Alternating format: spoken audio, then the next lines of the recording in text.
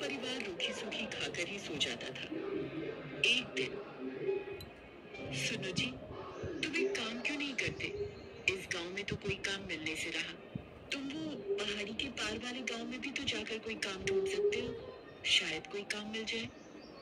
पर कमला, उस पहाड़ी का रास्ता बहुत खराब है। ज्यादातर सुनसान ही रहती है पहाड़ी। पर कुछ तो करना पड़ेगा जी। बच्चों को कब तक रूखा सूखा खिलाते रहेंगे? कोशिश तो करनी ही पड़ेगी ना जी। ठीक है कमला, मैं कल सुबह ही दूसरे गांव के लिए निकल जाऊंगा, ठीक है? ताकि समय से वापस आ सकूं। कमला अगले दिन केशव को कुछ भुने चने और गुड़ बांध कर देती है। सुनो, ये कुछ भुने चने और गुड़ लेते जाओ। रास्ते में भूख लगेगी तो खा लेना। केशव मजदूरी करने के लिए दूसरे गांव निकल पड़ता है। वो उस पहाड़ी के रास्ते चलता जाता है। आधे रास्ते चलने पर केशव थक जाता है। वो सोचने लगता है, थोड़ी देर यहीं इस पेड़ के नीचे आराम कर लेता हूँ, फिर आगे बढ़ूंगा।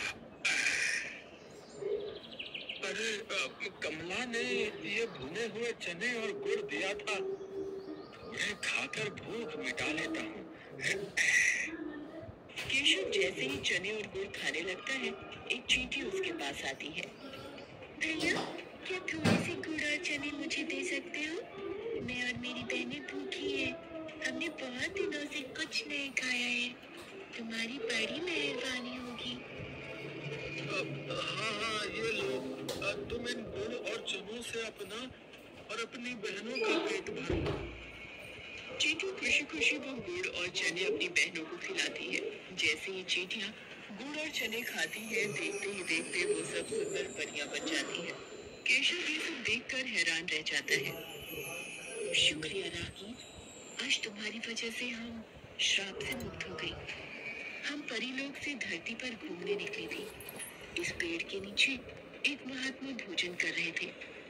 हमने भूल से उनके भोजन में कंकड़ फेंक दिए, जिससे उन्होंने हमें चींटी बना दिया और श्राप दिया कि जब तक कोई राहगीर हमें भोजन नहीं देगा, हम अपने असली रूप में नहीं आ पाएंगे।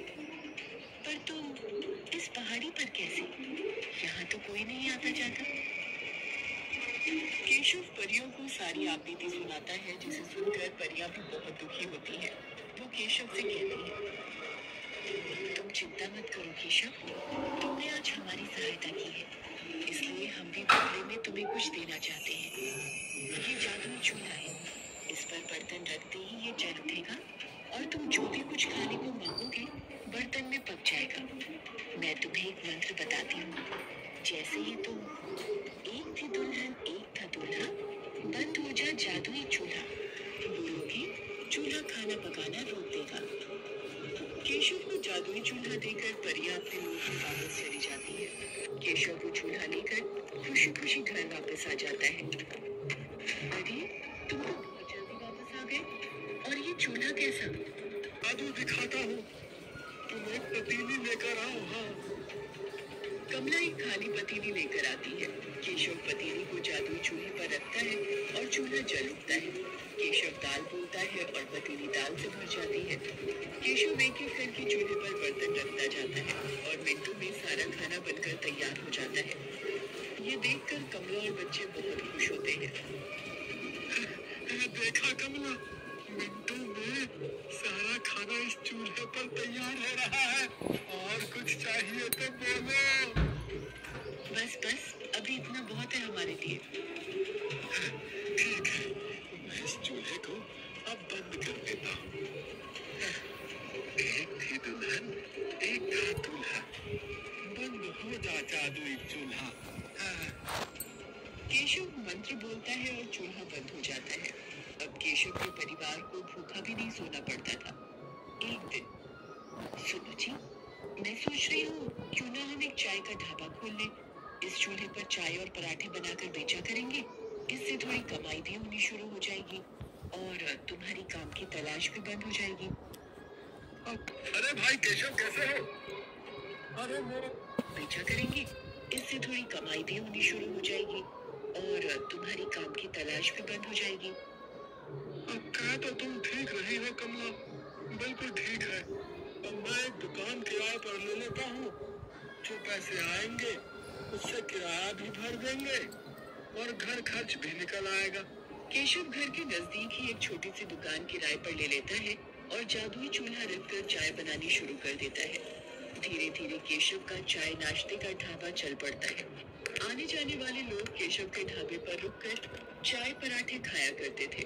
जिन गरीबों के पास पैसे नहीं होते थे, केशव उन्हें मुफ्त में ही खाना बांट दिया करता था। उसे अपनी गरीबी के दिन याद थे। धीरे धीरे केशव की गरीबी की हालत में सुधार होने लगता है। एक दिन, अरे भाई केशव, कैसे हो? अरे मोहन, अरे अरे तुम शहर से कब आए भैया? हैं? गांव का तो रास्ता ही भूल गए लगता है। बस काम से फुर्सत ही नहीं मिलती। वो तुम्हारी भाभी को यहाँ गांव में कुछ काम था ना, तो 2-1 दिन के लिए आए हैं। मैंने सुना है तेरे तो बारे में आ रही हो गए हैं। तूने ढाबा खोल लिया यार, इसकी चर्चा पूरे गांव में हो रही है। हाँ मित्र, बस सब भगवान की कृपा है। बात कुछ और ही है। ये ऐसे नहीं मानेगा, मुझे सच का पता लगाना ही होगा। अगले दिन केशव ढाबे पर जाता है। मोहन भी उसके पीछे पीछे जाता है। अरे मोहन, अरे इतनी सुबह सुबह। मैंने सोचा कल वापस शहर जा रहा हूँ, तो आज तुम्हारे ढाबे पर ही चाय नाश्ता कर लूं, है कि नहीं? पता नहीं शहर से फिर कब आना हो। हाँ हाँ मोहन, बिल्कुल बिल्कुल भाई। अरे तुम बैठो, मैं तुम्हारे लिए चाय और पराठा लेकर आता हूँ ना। केशव ढाबे की रसोई में चला जाता है।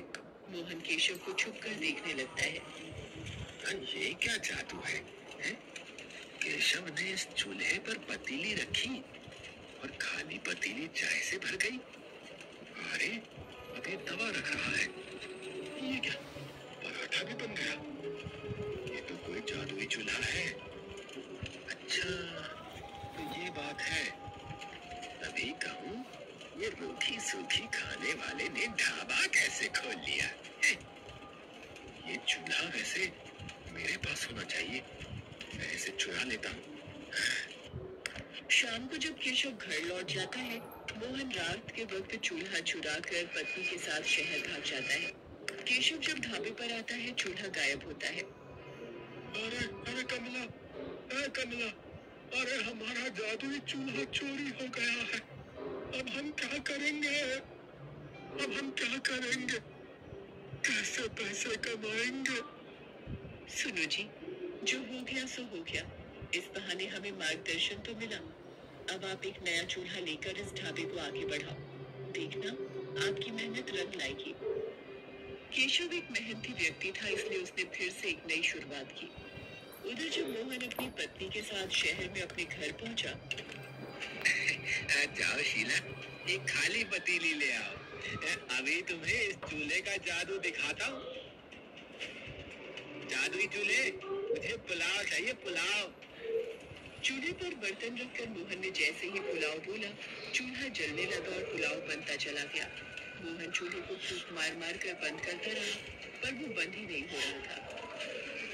अरे ये चावल बनने तो बंद ही नहीं हो रहे। अरे ऐसे तो पूरा कमरा भर जाएगा। हम दोनों चावल के ढेर में दब कर मर जाएंगे। शीला, क्या करूं? कुछ समझ नहीं आ रहा है। अब तो एक ही रास्ता है, इस चूल्हे को तोड़ दो। हाँ हाँ, ये ठीक रहेगा।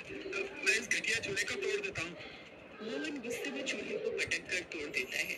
चूल्हे के 2 टुकड़े हो जाते हैं और जादू खत्म हो जाता है। चूल्हे की जगह मिट्टी का ढेर पड़ा रह जाता है। केशव को जादुई चूल्हे की मदद से काम मिल जाता है और वो मेहनत से पैसे कमाने लगता है, जबकि मोहन के हाथ में आकर जादुई चूल्हा मिट्टी हो जाता है। किस्मत भी उनका ही साथ देती है जो ईमानदार और नेक दिल होते हैं। चोर और मक्कार व्यक्तियों के हाथ सदा ही खाली रह जाते हैं।